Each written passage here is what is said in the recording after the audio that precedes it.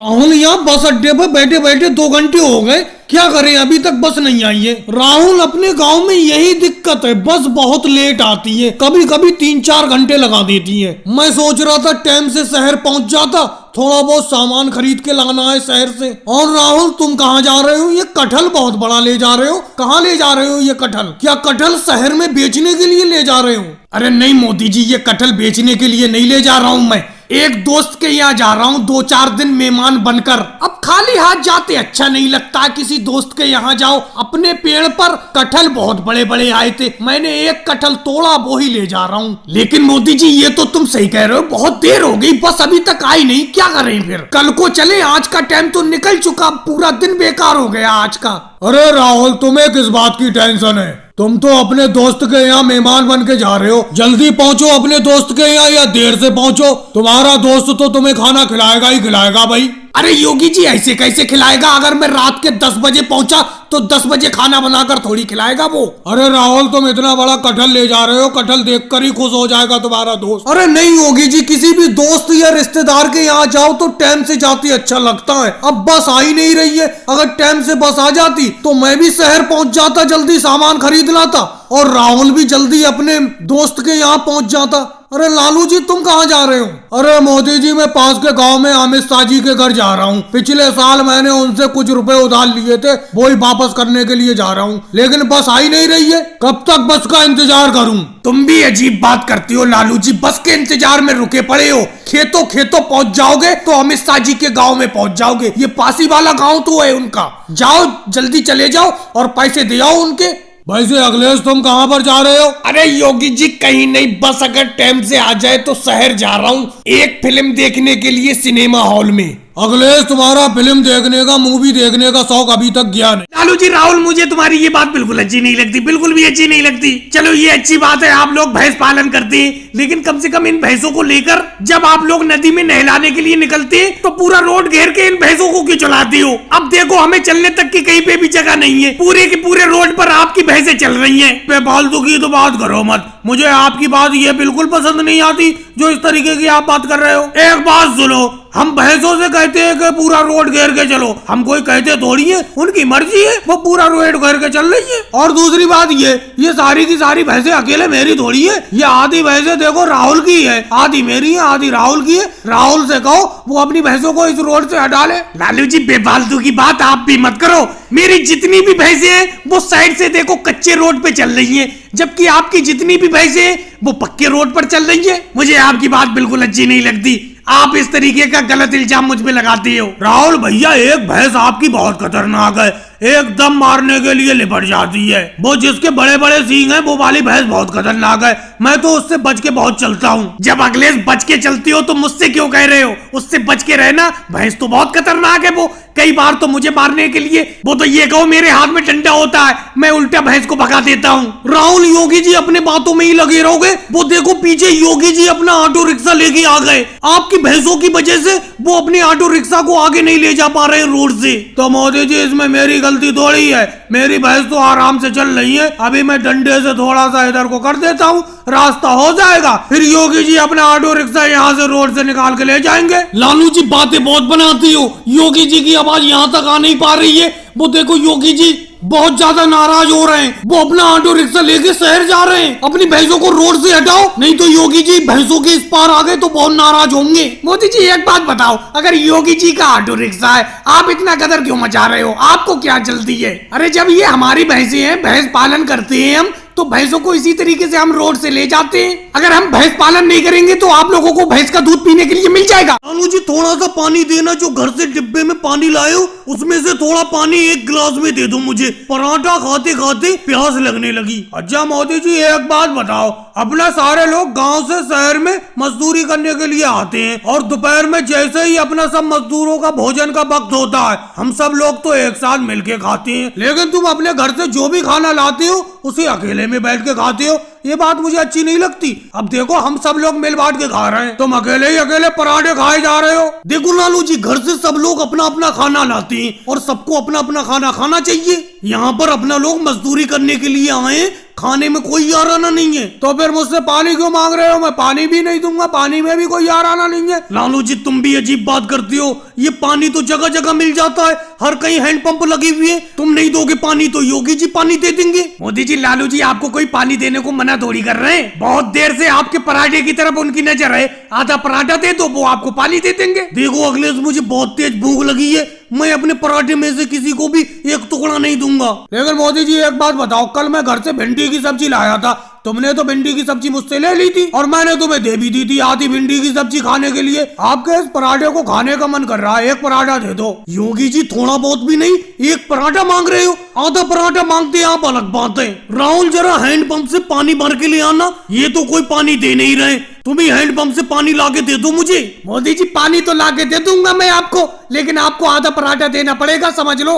पता नहीं क्या चक्कर है, कोई बिना लालच में कुछ करना ही नहीं चाहता है। शिवराज सिंह जी, मैं तुम सब मजदूरों का ठेकेदार हूँ, कम से कम मेरी बात तो मानो। मोदी जी आप ठेकेदार हो, इस बात को मानते हैं हम, लेकिन वो काम करते वक्त ठेकेदार हो आप, लेकिन तुम खाने के वक्त ठेकेदार नहीं रहती हो क्या? अरे सब लोग थोड़ा थोड़ा पराठा मांग रहे हैं, इनको पराठा दे दो खाने के लिए। योगी जी, लालू जी, राहुल पराठा मांग रहा है, इन्हें दे दो। पता नहीं सबकी नजर मेरी पराठे की तरफ है। लो खा लो सब लोग मिल बांट के पराठे को। मनमोहन सिंह जी तो बेचारे कुछ नहीं कर रहे हैं, चुप बैठे पड़े। मोदी जी ये हुई ना बात, अब आप ऐसा करो, लो पानी पी लो, मैं आपको पानी दे देता हूँ। मैं आ जाऊँ, जल्दी जल्दी चले आओ, जल्दी जल्दी चले आओ। मेरा घोड़ा गाड़ी आगे से उठ गया और उसके साथ घोड़ा भी उठ गया। अरे अखिलेश, घोड़ा गाड़ी पे ऐसी बैठे रहोगे? आओ जल्दी उतरो और आगे से दबाओ। अरे राहुल आ गया, राहुल जल्दी दबाओ, आगे से घोड़ा गाड़ी को दबाओ। ये देखो मेरा घोड़ा आगे से लटका पड़ा है। अरे क्या मोदी जी, अपना घोड़ा गाड़ी पे इतना वजन लादते क्यों हो? मैं आपकी घोड़ा गाड़ी पे पूरा आगे लटक गया, लेकिन आपका घोड़ा अब भी वैसे का वैसी लटका हुआ है जैसे लटका हुआ था। घोड़ा गाड़ी नीचे ही नहीं हो पा रहा है, कितना वजन है इसमें लदा हुआ। अखिलेश यूं ही बैठे बैठे तमाशा देखते रहोगे? ये देखो आगे राहुल लटक गया, फिर भी घोड़ा गाड़ी सीधा नहीं हो पा रहा है। आ जाओ, लटक जाओ तुम भी, क्योंकि घोड़ा गाड़ी के पीछे वजन ज्यादा हो गया, इसीलिए वो आगे से उठ गया घोड़ा गाड़ी, और साथ में घोड़ा भी लटक गया आगे। अरे अखिलेश जल्दी आओ, आगे तुम भी लटक जाओ, पीछे से वजन कम हो जाएगा, आगे ज्यादा हो जाएगा, फिर ये घोड़ा गाड़ी सही हो जाएगा। आ जाओ। अरे मोदी जी अब कह रहे हो कि आगे आ जाओ घोड़ा गाड़ी के। मैं कह रहा था घोड़ा गाड़ी में वजन कम ला दो, लेकिन तुमने मेरी एक बात नहीं मानी, इतना वजन लाद लिया कि घोड़ा गाड़ी आगे से उठ गया और घोड़ा भी उठ गया। अरे मैं इस घोड़ा गाड़ी से उतर नहीं पा रहा हूँ, किसी दूसरे को बुला लो। वो देखो पीछे योगी इंस्पेक्टर जी आ रहे हैं, उन्हें बुला लो मोदी जी। अरे योगी सर जी जल्दी आ जाओ, जल्दी चले आओ, जल्दी आके मेरा घोड़ा गाड़ी के आगे लटक जाओ जैसे राहुल लटका हुआ है, क्योंकि पीछे ज्यादा वजन होने की वजह से मेरा घोड़ा गाड़ी आगे से उठ गया। अरे मोदी जी, पहले तो मैं तुम्हारा घोड़ा गाड़ी ठीक कराता हूँ, क्योंकि तुम्हारा घोड़ा आगे से लटका हुआ है, उसके बाद तुम्हारा चालान काटूंगा। अपने घोड़ा गाड़ी पे इतना वजन लादते हो, ओवरलोड का चालान काटूंगा मैं। अरे योगी सर जी, आप वापस चले जाओ, हमें ऐसे सहायता की जरूरत नहीं है जिससे उल्टा और हम दिक्कत में पड़ जाएं। आप कह रहे हो घोड़ा गाड़ी सीधा कराने के बाद चालान काटोगे मेरा, हम घोड़ा गाड़ी सही करने के लिए किसी दूसरे को बुला लेंगे, आप चले जाओ। मोदी जी अगर आप किसी दूसरे को भी बुलाओगे, बुलाओ किसी दूसरे को, जब तक वो घोड़ा गाड़ी सही नहीं करा देता तब तक मैं यहीं खड़ा रहूंगा, फिर तुम्हारा ओवरलोड पे चालान काटूंगा। अरे कैसी मुसीबत में डाल दिया तुमने, आ जाओ सीधा करा दो तुम ही घोड़ा गाड़ी को, लेकिन आज मुझे छोड़ दो, आज के बाद मैं अपना घोड़ा गाड़ी पे ज्यादा वजन नहीं ला दूंगा। बहन सोनिया जी, ये बात मुझे बिल्कुल अच्छी नहीं लगी, बिल्कुल भी अच्छी नहीं लगी। अरे आपने मुझे अपने घर पे दावत पे बुलाया, चलो ये बात तो ठीक है, लेकिन आपने मेरे सामने कड़वे करेले बना के रख दिए। कड़वे करेले तो मैं खाता ही नहीं हूँ, करेले की सब्जी मुझे बिल्कुल भी पसंद नहीं है। ऐसा करो, ये सादा चावली में खा लूंगा, करेले मत डालो मेरी थाली में। अरे मोदी जी कैसी बात करते हो, ये करेले कड़वे थोड़ी है, बिल्कुल मीठे करेले हैं। मैंने इन करेलों को बनाते टाइम इनमें थोड़ी सी चीनी शक्कर डाल दी थी, जिसकी वजह से करेले की सब्जी मीठी हो गई है, खाओ। नहीं बहन सोनिया जी, इन कड़वे करेलों को तो मैं बिल्कुल नहीं खाऊंगा। ऐसा करो, योगी जी को, अखिलेश को और राहुल को ये कड़वे करेले खिलाओ, मैं तो नहीं खाऊंगा। अरे जब मैं आपके घर दावत खाने के लिए आया हूँ तो मैं सादा चावल खा लेता हूँ, कोई शिकायत की बात नहीं है। मोदी जी आप भी बेफालतू की बात करते हो, मम्मी जी ने आप सबके लिए इतने मन से करेले की सब्जी बनाई है, आप करेले खा नहीं रहे हो। योगी जी, अखिलेश, क्या तुम भी करेले नहीं खाते हो? राहुल भैया, मुझे तो करेले बहुत पसंद है। सोनिया जी, एक चम्मच भर के करेले मेरी थाली में डाल दो, चावल के ऊपर डाल दो। बहन सोनिया जी एक बात बताइए, आपने सब लोगों को खाने के लिए थाली दी है और मेरे सामने पूरा छोटा सा भगोना रख दिया। क्या आपके घर और थाली नहीं है?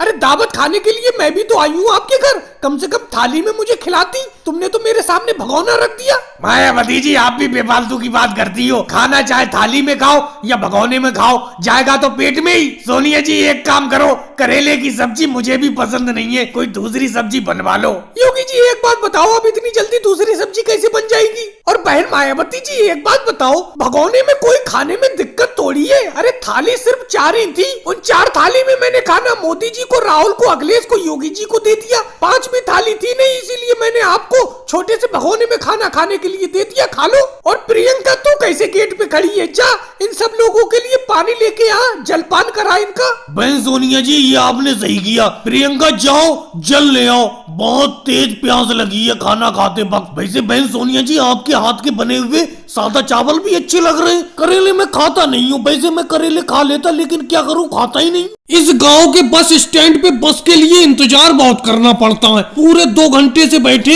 एक भी बस नहीं आई है। वैसे भाई साहब आप कहाँ जा रहे हो आप? अरे आप किससे पूछ रहे हो, बताओ तो किससे कह रहे हो? अरे मैं इनसे पूछ रहा हूँ जो मेरे बराबर में बैठी, उनके बराबर में जो बैठी है चश्मा लगाए, जैसे मैं चश्मा लगाया हुआ हूँ। अच्छा मुझसे पूछ रहे हो? मुझसे? हाँ भाई साहब मैं आप ही से पूछ रहा हूँ, कहाँ जा रहे हो? अरे मैं अपने मामा के यहाँ पर जा रहा हूँ, मामा के यहाँ पर कुछ दिन मेहमानी खा के आऊंगा वहीं पे। और भाई बराबर वाले भाई साहब आप कहाँ जा रहे हो? वो तो चलो मैं बात को बताऊंगा, पहले ये बताओ मुझे तुम्हारा चेहरा कहीं पर सुना हुआ लग रहा है। मुझे भी तुम्हारा आवाज कहीं पर देखा हुआ लग रहा है। मैं दूर कहीं नहीं जा रहा हूँ, बस पास के गांव में जा रहा हूँ, वहाँ से एक भैंस खरीद के लाना है। इससे तो मैं पैदल निकल लेता तो अब तक पहुँच जाता। 2 घंटे से बस का इंतजार कर रहे, अभी तक बस नहीं आई है।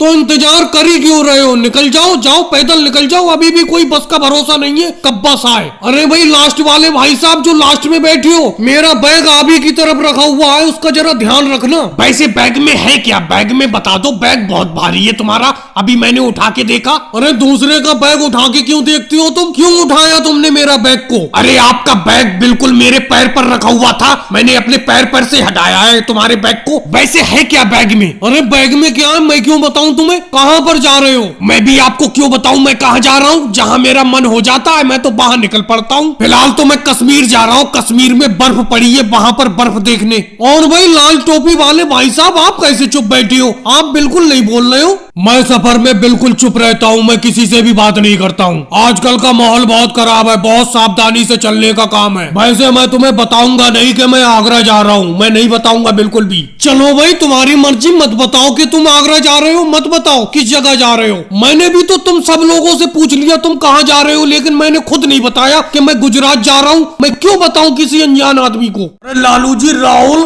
केजरीवाल जी, तुम तो रास्ते में ही मिल गए। मैं घर पहुंचने ही वाला था, तुम तो रास्ते में ही खड़े पड़े हो। मोदी जी आखिरकार आप हुक्का लेकर शहर से आई गए। जब से तुम सुबह से शहर के लिए हुक्का लेने के लिए निकले हो, हम तो यहाँ गांव से बाहर रास्ते में ही आके खड़े हो गए। हमने सोचा कब मोदी जी हुक्का लेके आए और हम भी हुक्का पीने का मजा उठाएं। देखो लालू जी, मैं हुक्का तो ले आया, लेकिन साफ साफ एक बात बता देता हूँ, इस हुक्के में तंबाकू का इस्तेमाल बिल्कुल नहीं किया जाएगा। कह देता हूँ मैं, धूम्रपान निषेध होगा। ये हुक्का सिर्फ दिखाने के लिए है, इसमें पानी भर के सिर्फ गुड़गुड़ाएंगे बस, लेकिन तंबाकू का इस्तेमाल बिल्कुल नहीं करेंगे। तो मोदी जी एक बात बताओ, तंबाकू का इस्तेमाल करने के लिए कौन कह रहा है? हम भी तो यही सोच रहे थे कि गांव में कम से कम एक आध हुक्का तो होना चाहिए, चाहे भले ही हम तंबाकू डाल के हुक्के में ना पिए, कम से कम दिखाने के लिए तो होना चाहिए। देखो पड़ोस वाले गांव में अमित शाह जी के पास 2 हुक्के हैं, अपने गांव में एक भी हुक्का नहीं था। अब आप हुक्का ले आए, बहुत खुशी हो रही है मुझे। लेकिन मोदी जी इस हुक्के के अंदर पानी भरा हुआ है, मैं इस हुक्के को मुंह में लगा के गुड़गुड़ाना चाहता हूँ। दे दो थोड़ी देर पीने के लिए, तंबाकू का इस्तेमाल नहीं करूंगा, ये मैं कह देता हूँ। अरे राहुल तुम बेफालतू की बात कर रहे हो, कम से कम घर तो पहुंचने दो। अरे मैं एक हाथ से शहर से साइकिल चला के ला रहा हूँ और एक हाथ से इस हुक्के को पकड़ के ला रहा हूँ, मेरा हाथ थक गया। लालू जी इस हुक्के को पकड़िए, आप इस हुक्के को पकड़ के पीछे बैठ जाइए साइकिल पे। अब मैं इस हुक्के को अपनी चारपाई के सामने रख के आराम से बैठा करूंगा। लोगों के सामने मेरा रुतबा बढ़ेगा। लेकिन मोदी जी एक बात बताओ, तंबाकू का इस्तेमाल करना तो मुझे भी पसंद नहीं है और किसी को भी तंबाकू का इस्तेमाल नहीं करना चाहिए, लेकिन इस हुक्के को देख कर दिल खुश हो गया। हमें तो बस हुक्के में पानी भरा हुआ होना चाहिए और मुंह लगा के गोल गोल करने का मन करता है। मोदी जी अब तो इंतजार नहीं हो रहा है, जल्द से जल्द साइकिल को दौड़ाओ और घर चलो। मैं भी इस हुक्के को पीना चाहता हूँ बिना तंबाकू के।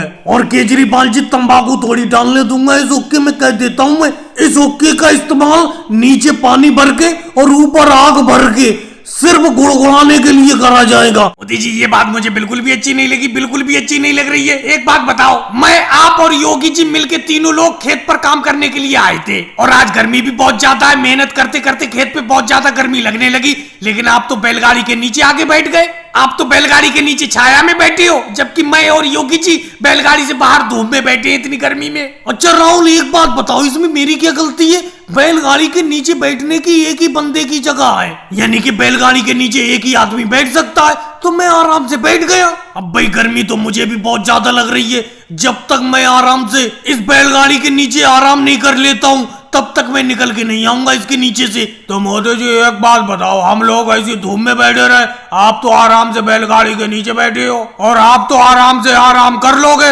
लेकिन हम क्या करेंगे? आप तो आराम करके दोबारा काम करना शुरू कर दोगे खेतों पे, हम यहाँ धूप में बैठे रहेंगे, हमें और गर्मी लग रही है। राहुल चलो अपने लोग घर पे चलते हैं, काम ही नहीं करेंगे मोदी जी के यहाँ खेतों पे। योगी जी आप भी बेफालतू की बात कर रहे हो, इस तरीके की बात मुझे बिल्कुल शोभा नहीं दे रही है। अरे इस बैलगाड़ी के नीचे एक ही आदमी बैठ सकता है, अगर तुम्हारे बैठने की जगह होती तो मैं तुम्हें बैठा लेता इस बैलगाड़ी के नीचे। अब मैं बैलगाड़ी के नीचे छाया में बैठा हूँ, ये तुमसे देखा नहीं जा रहा है, तुम्हें लगता है कि मैं भी बैलगाड़ी से बाहर आके धूप में बैठूं। मोदी जी ये हमारा बिल्कुल मतलब नहीं है, हम चाहते हैं अगर थोड़ी देर तुम अब बैलगाड़ी के नीचे बैठ लिए, अब थोड़ी देर हमें बैठ जाने दो, अब तुम बैलगाड़ी के नीचे से निकल आओ, अब बैलगाड़ी के नीचे थोड़ी देर मैं बैठ जाता हूँ, फिर मैं थोड़ी देर बैठ लूंगा, फिर मैं छाया में आराम कर लूंगा बैलगाड़ी के नीचे, उसके बाद योगी जी बैलगाड़ी के नीचे बैठ लेंगे। इस तरीके से तीनों लोग छाया में आराम कर लेंगे गर्मी में। नहीं तो इस गर्मी में दूर तक कोई पेड़ पौधा भी नहीं है इस बैलगाड़ी की छाया के अलावा। तो अगर आप हम दोनों से खेत पर काम कराना चाहते हो तो थोड़ी देर बैलगाड़ी के नीचे आराम कर लेने दो। लो भाई राहुल, मैं बैलगाड़ी के नीचे से निकल आता हूँ, आगे तुम बैठ जाओ। मुझे बैलगाड़ी के नीचे छाया में इस गर्मी में बैठना तुम्हें बिल्कुल नहीं देखा गया। लो आ जाओ, नीचे आ जाओ, तुम बैलगाड़ी के नीचे आके आराम करो, उसके बाद योगी जी आराम कर लेंगे। इस तरीके से तीनों लोग बैलगाड़ी के नीचे आराम कर लेंगे। कबड्डी कबड्डी कबड्डी कबड्डी कबड्डी कबड्डी। अरे योगी जी, राहुल, लालू जी, पकड़ो मोदी जी को, पकड़ो, यहीं पे दबोच लो, यहाँ से इन्हें वापस मत जाने देना। ये कबड्डी के खेल में हमेशा अपना लोगों को हराते आए हैं, लेकिन आज अपनों को हारना नहीं है, पकड़ लो सब लोग इन्हें। अरे केजरीवाल बेफालतू की बात करते हो, तुम क्यों नहीं पकड़ रहे हो? दूर दूर खड़े पड़े हो और हमसे पकड़ने की बात कर रहे हो। अगर मोदी जी ने हमें छू लिया तो हम तो खेल से बाहर हो जाएंगे। अरे कबड्डी का तो खेल तुम जानते ही हो, अगर कोई किसी को छूकर चला आता है तो वो खेल से बाहर हो जाता है। कबड्डी कबड्डी कबड्डी पकड़ सकते हो, पकड़ के दिखाओ मुझे। राहुल, केजरीवाल, लालू जी, योगी जी, पकड़ के दिखाओ मुझे। तुम सबको गेम से बाहर ना कर दिया, इस खेल से बाहर ना कर दिया तो कहना इस गांव में मुझसे अच्छा कबड्डी का खेल खेलना कोई नहीं जानता है। एक तो योगी जी, राहुल, इन मोदी जी को पकड़ते हुए डर बहुत लगता है। अगर अपना लोगों ने इन्हें पकड़ भी लिया, इनमें ताकत बहुत है, ये अपना सब लोगों को खींचकर अपने एरिया में चले जाएंगे और अपना लोग गेम हार जाएंगे। अरे लालू जी बेफालतू की बात करते हो, अगर सही तरीके से पकड़ोगे तो कैसे करके ये अपने एरिया में चले जाएंगे? इनको यहीं पर रोक के रखो, पकड़ो सब लोग। लाओ मैं पकड़ता हूँ इनको आज, पहले आज कुछ भी हो जाए, ये कबड्डी का खेल तो मैं ही जीतूंगा, चाहे कुछ हो जाए। कबड्डी कबड्डी कबड्डी। योगी जी, मैं पकड़ने को मना कर रहा हूँ, पकड़ो मुझे, पकड़ के दिखाओ, फिर देखता हूँ तुम मुझे अपने एरिया में कैसे रोक के रख पाते हो। तुम सब लोगों को खींचकर अपने एरिया में ना ले गया तो कहना अरे अखिलेश, अपना लोग ऐसी दूर दूर खड़े रहो, मोदी जी के पास में बच जाओ। ये जो लोग राहुल, केजरीवाल, लालू जी, योगी जी इनके पास इनको पकड़ने की कोशिश कर रहे हैं, ये मोदी जी इन सब लोगों को छूकर चले जाएंगे और गेम से बाहर कर देंगे। इसीलिए अपना लोग दूरी रहो, अपना लोग खेल में बने रहोगे। अरे सही कह रहे हो नीतीश कुमार जी, इन मोदी जी को ये रोक ही नहीं पाएंगे। मुझे तो पूरा भरोसा है क्योंकि कबड्डी में मैंने आज तक जितना भी खेल देखा है मोदी जी का, इन्हें आज तक खेल में कोई रोक ही नहीं पाया है, हमेशा यही खेल को जीतते हुए आए हैं। नीतीश कुमार जी, अखिलेश, क्या तुम दूर खड़े खड़े बच जाओगे? मैंने तुमसे कहा कबड्डी के खेल में कोई मुझसे नहीं जीत सकता। क्या बताया जाए, कुछ समझ में ही नहीं आ रहा है, क्या करूं? पूरा का पूरा धंधा चौपट करके रख दिया है इस राहुल ने। अच्छा खासा मैं यहाँ अकेला गन्ने का जूस बेचा करता था, लेकिन इस राहुल ने जब से मेरे बराबर में तरबूज के जूस की दुकान खोली है, पूरी की पूरी भीड़ इसी के पास जमा रहती है। मेरा गन्ने का जूस कोई पीता ही नहीं है। अरे योगी जी इधर भी देख लो, हम भी गन्ने का जूस लेकर बैठे हुए हैं। तुम तो अब रोज राहुल के जूस की दुकान पर आकर बैठ जाती हो। मोदी जी, मुझे आपकी ये बात बिल्कुल भी अच्छी नहीं लगती। ये बताओ, आपकी दुकान पर कोई अगर गन्ने का जूस पीने के लिए आता है तो क्या मैं उसे बुलाता हूँ और तुम मेरे ग्राहक को डायरेक्ट बुला लेती हो? अब योगी जी देखो, मेरे पास तरबूज का जूस पीने के लिए यहाँ पर बैठे हुए हैं, आप गन्ने का जूस पिलाने के लिए बुला रहे हो, मेरे ग्राहक को क्यों बुला रहे हो? जब आपका कोई गन्ने का जूस पीना ही नहीं चाहता तो इसमें मेरी क्या गलती है? राहुल, तुम्हें इतना ज्यादा बुरा क्यों लग रहा है? मैं योगी जी से बात कर रहा हूँ, तुमसे बात कर रहा हूँ। अगर तुम्हें इतना ही ज्यादा बुरा लग रहा है तो योगी जी के ऊपर मेरे गन्ने के जूस के 50 रुपए उधार हैं, वो 50 रुपए भी तुम दे दो मुझे। अरे मोदी जी, मुझे याद है आपके 50 रुपए हैं मेरे ऊपर। आप तो भरी बाजार में मुझसे पैसा मांगने लगते हो अपने उधार का, ये कोई बात है? इसीलिए मैं आपकी दुकान पर जूस पीने नहीं जाता हूँ। अब राहुल का तरबूज का जूस कम से कम 300 रुपए का मैं उधार पी चुका हूँ, लेकिन मजाल है राहुल मुझसे उधार का पैसा मांग ले। चलो योगी जी, आज मैंने तुमसे पैसे मांग लिए, लेकिन ये बताओ मेरी दुकान पर लोगों ने जूस पीना क्यों बंद कर दिया? कोई तो वजह है, बताओ तो।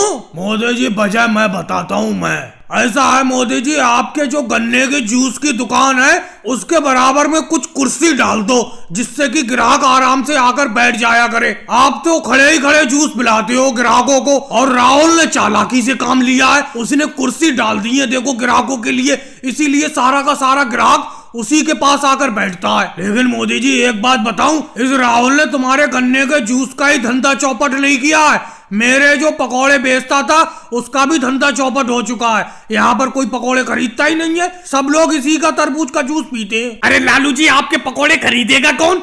पहले आपके पकोड़े बहुत ही अच्छे होते थे। और रही राहुल के जूस बिकने की बात, क्योंकि राहुल अपने तरबूज के जूस को उधार ज्यादा बेचता है, इसीलिए लोग ज्यादा पीते हैं उसका जूस। मोदी जी, साइकिल को थोड़ा तेज चलाओ, थोड़ा हल्के हल्के चला रहे हो तुम। क्या गजब की साइकिल चलाती हो तुम, मजा आ जाता है तुम्हारे साथ पीछे बैठ के साइकिल पर। योगी जी, तुम्हें तो मजा आ जाता है, मेरी तो सांस फूलने लगती है। हाँ भी फूल गई साइकिल चलाते चलाते। तुम तो आराम से पीछे बैठे रहते हो और आगे राहुल बैठा रहता है। मुझसे पूछो कितनी मेहनत से चलती है ये साइकिल। अब तुम बैठते भी सब लोग हो एक साथ, अरे एक एक करके घूम लिया करो मेरी साइकिल पर। अरे कैसी बात करते हो मोदी जी, मजा तो तभी आता है जब मिल बैठती है तीनों यार, मैं, तुम और योगी जी। वैसे मोदी जी, इस टाइम तीनों लोग एक साथ मत बैठा करो साइकिल पर, ट्रैफिक की चेकिंग बहुत हो रही है आजकल, कहीं अपनी भी साइकिल का कभी कोई चालान ना काट दे। अरे राहुल, क्या सुबह शाम नाश्ते में नीम खाती हो जो इतनी कड़वी बातें करती हो? तुमने चालान का नाम लिया, वो देखो 4-4 पुलिस वाले अपनी साइकिल की तरफ बड़े चले आ रहे हैं। सब इंस्पेक्टर अखिलेश, इनकी साइकिल रुकवाओ साइकिल को, ये 3-3 लोग एक साइकिल पर फिर रहे हैं। रोको भाई रोको, अपनी साइकिल को रोको, यहीं पर रोक दो बिल्कुल। जी बोलिए, आप सब लोग इकट्ठे होके कैसे फिर रहे हैं, कोई बात हो गई? अरे भाई, बात हो गई का क्या मतलब? एक साइकिल पर 3-3 लोग फिर रहे हो, साइकिल को बस बना रखा है तुमने, ओवरलोड पे तुम्हारा चालान कटेगा। अरे इंस्पेक्टर अमित शाह जी, ये सब इंस्पेक्टर अखिलेश जी क्या कह रहे हैं? भाई मोटरसाइकिल पे 3 सवारी होती है तो ओवरलोड का चालान करता है, ये तो साइकिल है, साइकिल पे काय का चालान? अरे भाई मोदी जी, तुम्हारे मेरे ताल्लुकात अच्छे हैं, इसीलिए मैं तुम्हें बता देता हूँ, आज से साइकिल पर भी चालान कट रहा है। साइकिल पर सिर्फ 2 ही सवारी बैठ सकती हैं, तीसरी होगी तो चालान कटेगा। और अमित शाह जी, इन मोदी जी को ये भी बता दो, अब थोड़े दिन बाद साइकिल पर हेलमेट का भी नियम चालू होने वाला है, बिना हेलमेट के साइकिल नहीं चला सकते। अरे लालू जी, अभी से क्यों डरा रहे हो पब्लिक को? साइकिल पर हेलमेट का नियम आने में अभी थोड़ा टाइम लगेगा, सरकार सोच रही है, तुम तो अभी से डराने लगे आम जनता को। अमित शाह जी, इस बार छोड़ दीजिए, अब हमें नियम का पता चल गया, हम सवारी अब 2 ही लेके चला करेंगे साइकिल पे, चलो मोदी जी, मेरे तुम्हारे बहुत पुराने ताल्लुकात हैं, इसीलिए मैं आज तो छोड़ रहा हूँ। आगे अगर 3 सवारी दिख गई मुझे साइकिल पर तो मैं चालान काट दूंगा। राहुल, ट्रेन के अंदर सही तरीके से देख लिया था, कोई सामान तो नहीं रह गया? सब सामान निकाल लिया अपना लोगों ने? अरे मोदी जी, मैं और आप तो पहले निकल आए थे ट्रेन से, पीछे अखिलेश और केजरीवाल हैं, उनसे पूछो सारा सामान निकाल लिया कि नहीं निकाल लिया। वैसे कंबल वाला बोरा तुम्हारे पास है और जो खाने पीने का सामान है उसका थैला मेरे पास है। वैसे मोदी जी, तुम 300 किलोमीटर गांव से दूर लेके आए हो यहाँ पर, मजदूरी यहाँ पर सही तो मिलेगी? राहुल, इससे अच्छी मजदूरी क्या मिलेगी? तुम्हें ट्रेन का टिकट भी नहीं लेना पड़ा, किराया भी नहीं गया तुम्हारा अपने गांव से यहाँ तक आने के लिए। वो तो मेरी रेल विभाग में अच्छी पहचान है, अच्छी पकड़ है, इसीलिए ये मजदूरी मिल गई। वैसे मोदी जी, अपनों को यहाँ पर क्या काम करना है? क्या रेल का इंजन बनाना है? तुम भी योगी जी अजीब बात करती हो, रेल का इंजन बनाने का काम इंजीनियर का होता है, अपना लोग तो मजदूर है, मजदूरी का काम करेंगे। अरे क्यों भाई साहब, लाइन से बाहर क्यों आ रहे हो? लाइन में चलो, लाइन में लाइन लगा के सीधे सीधे चलो प्लेटफॉर्म पे।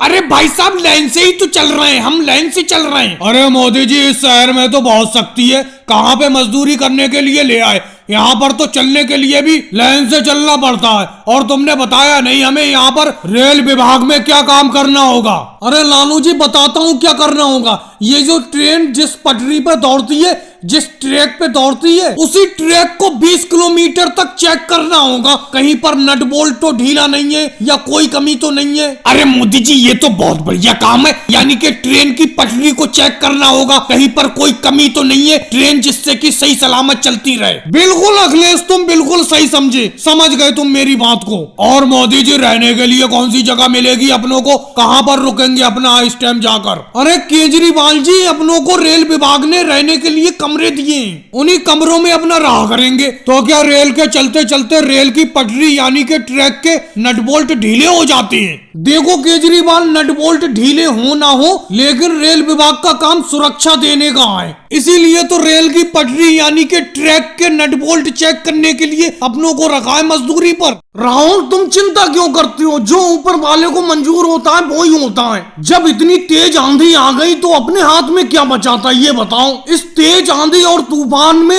अपने आम के पेड़ों से सारे कच्चे आम टूट कर गिर गए। अरे मोदी जी, चिंता इस बात की नहीं है कि अपने आम के पेड़ों पे से ये कच्चे आम तूफान आंधी में टूटकर गिर गए। चिंता तो इस बात की है, अब ये इतने कच्चे आम बिकेंगे कैसे? कैसे करके बिकेंगे? आज 4 दिन होने को जा रहे हैं, लेकिन अभी तक एक भी आम नहीं बिका है। राहुल, तुम बिल्कुल चिंता मत करो, इस बात की बिल्कुल भी चिंता मत करो। एक ना एक दिन इस मंडी में कच्चे आम खरीदने के लिए कोई ना कोई व्यापारी आएगा ही आएगा, और कोई अच्छा व्यापारी आ जाएगा, सारे के सारे कच्चे आम मैं उसी को बेच दूंगा। लेकिन मोदी जी, आपको मेरा तो ध्यान है, आज मुझे मंडी में आए हुए 4 दिन हो गए, 4 दिन की दिहाड़ी ले लूंगा मैं। राहुल, क्या करें? अखिलेश को इसके घर भेज दे। मैं अखिलेश को इसलिए मंडी में लाया था, मैंने सोचा था एक ही दिन में ये आम बिक जाएंगे और आम बेचकर अपना लोग घर चले आएंगे, अपने ऊपर ज्यादा मेहनत भी नहीं पड़ेगी, अखिलेश को 1 दिन की दिहाड़ी दे देंगे। लेकिन आज 4 दिन होने को जा रहे हैं, आम बिक ही नहीं रहे। खाली बैठाल के अखिलेश को कितने दिन खिलाया जाए? इसे घर भेज देते हैं। अरे कोई व्यापारी आ रहा है।